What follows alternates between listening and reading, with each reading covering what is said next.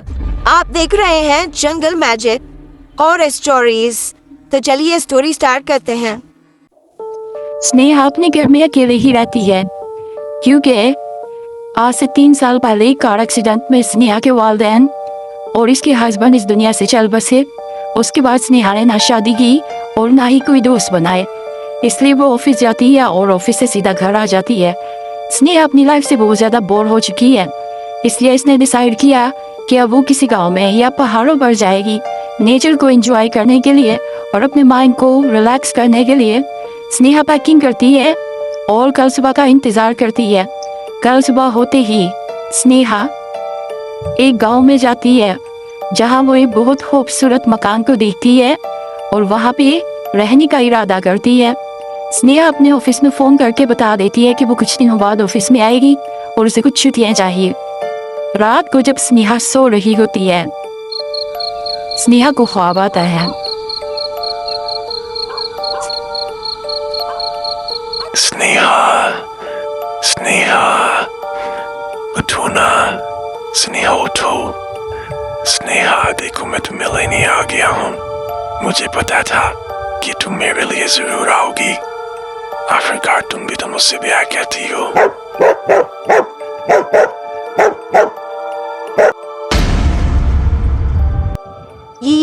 ये सब क्या था? उफ, डरा के रख दिया यार इसने तो मुझे। शुक्र है यार ये तो मेरा ख्वाब ही था, अगर हकीकत में ऐसा होता तो। लेकिन ये आवाज कहाँ से आ रही है?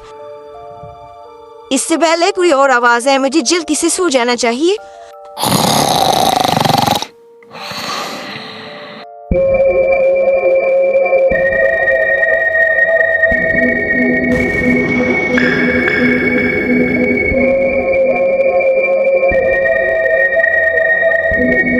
सो जाओ स्नेहा, सो जाओ। आखिरकार कुछ दिनों बाद मेरे पास ही आना है तुम्हें।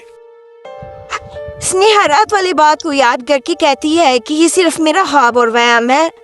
मैं कब से ऐसी बातों पे यकीन करने लगी, लेकिन जब स्नेहा की नजर सामने वाली दीवार पर पड़ती है तो वहाँ पर खून के निशान होते हैं। स्नेहा समझती है कि शायद किसी ने मजाक किया हो और वो अपने काम में मसरूफ हो जाती है। स्नेहा अपने लैपटॉप पर काम कर रही होती है, उसके सर में अचानक दर्द होने लगता है।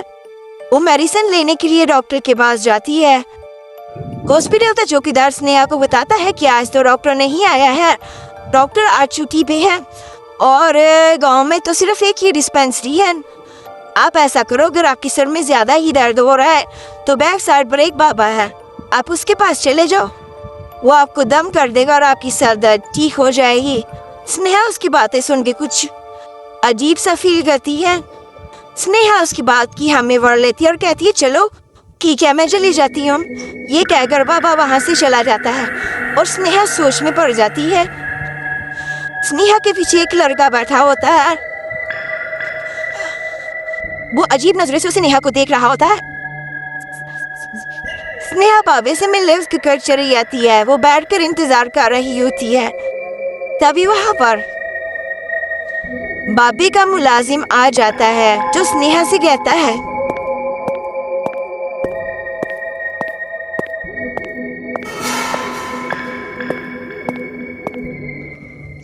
जी मोहतरमा, आपको किससे मिलना है? मैं यहाँ पीर साहब से मिलने के लिए आई हूँ। मुझे उनसे थोड़ा सा काम है, क्या आप उन्हें बुला सकते हैं? जी मोहतरमा, क्यों नहीं। अगर आप उनसे मिलना है तो आपको इस वक्त वो डेरे के बाहर अपने काम में मसरूफ है, आपको वहाँ पर जाना होगा। चलिए आप ऐसा करें, मैं ही आपको वहाँ तक। तो मैं आपके पास चली आई, अब मुझे आप इसका हाल बताइए कि मुझे क्या करना चाहिए। बहुत बुरा तुम्हारे ऊपर इस वक्त एक भूत का साया मंडला रहा है जो तुम्हें अपने साथ ले जाना चाहता है। तुम मुझे बताओ कि क्या कभी ऐसा तुम्हारी जिंदगी में हुआ है? स्नेहा इस बात से बहुत ज्यादा परेशान होती है और वो फोन करके अपनी दोस्त को सारी बात बताती है, अपने ख्वाब के बारे में भी बताती है और आज जो उसकी पीर साहब के साथ बात हुई वो भी सारी उसे बता देती है।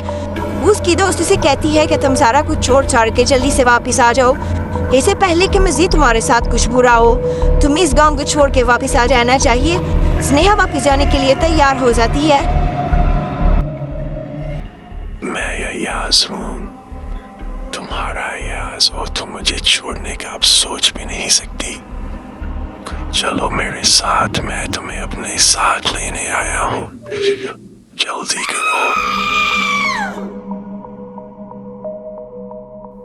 स्नेहा अपने सामने एक साई को देख के अचानक डर जाती है और चीख मार के बेहोश हो जाती है। सारी रात स्नेहा इसी तरह पड़ी रहती है। उसे बिल्कुल भी होश नहीं होता कि उसके साथ क्या हुआ है, और वो साया वहां से जा चुका था।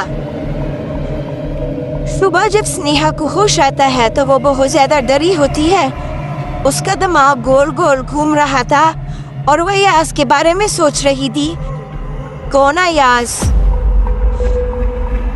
जैसे ही वो दोबारा एक बार फिर मिरर की तरफ देखती है, इस बार उसे वहां पर कोई नजर नहीं आता और स्नेहा के घर कमरे से टिप टिप की आवाज आ रही होती है, जैसे कि पानी टिपक रहा हो।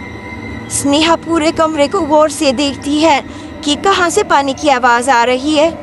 तभी स्नेहा की अचानक एक कोने पर नजर पड़ती है जहां से खून टपक रहा होता है।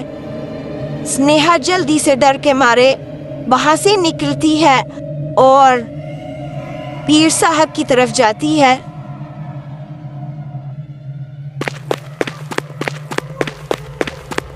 पीर साहब, मुझे बचा लीजिए, वो वापस आ गया है। पीर साहब, वो एक बार फिर से मेरी ज़िंदगी में लौट आया है।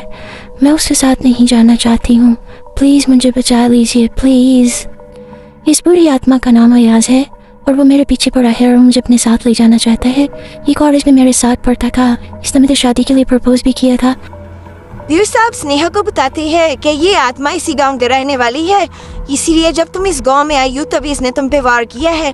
ये पानी की बोतल अपने साथ ले जाना और तुम्हें इसके लिए कब्रिस्तान इसकी कब्र पर जाना ही होगा। जब तुम अपने साथ जाओ तो इस बोतल को मत भूलना। इस बोतल की मदद से ही मैं वहाँ तुम्हारी मदद कर पाऊंगा, वरना मैं कब्रिस्तान नहीं जा सकता। स्नेहा घर जाती है, उसको थोड़ी देर के लिए नींद आ जाती है और वो सो जाती है।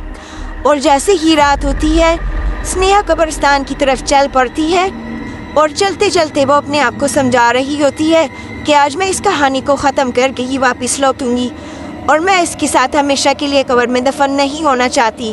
और मुझे भी कोई नहीं रोक सकता तुम्हें हासिल करने से। आई तुम मेरी हो जाओगी और मैं सबसे खुशकिस्मत इंसान बन जाऊंगा। हा हा हा। और वो स्नेहा पर एक जादू कर देता है। स्नेहा जमीन पे गिर जाती है और वो बाकी अपने साथियों से कहता है इसे उठा कर तैयार करो। उधर पीर साहब बहुत कोशिश करते हैं स्नेहा की मदद करने की, लेकिन स्नेहा बोतल तो घर ही भूल गई थी, इसलिए पीर साहब उसकी कोई मदद ना कर सके। पीर साहब इस बात पर बहुत ज्यादा गुस्सा होते हैं कि मैंने इसे कहा था कि बोतल साथ लेके जाना। और अयाज ने स्नेहा को इस दुनिया से छुटकारा दे दिया और अपनी दुनिया में ले जाता है। तभी अयाज और स्नेहा की उसकी दुनिया में शादी हो रही होती है। स्नेहा दुल्हन बन के आती है और अयाज दुल्हा बन के, और वो हमेशा के लिए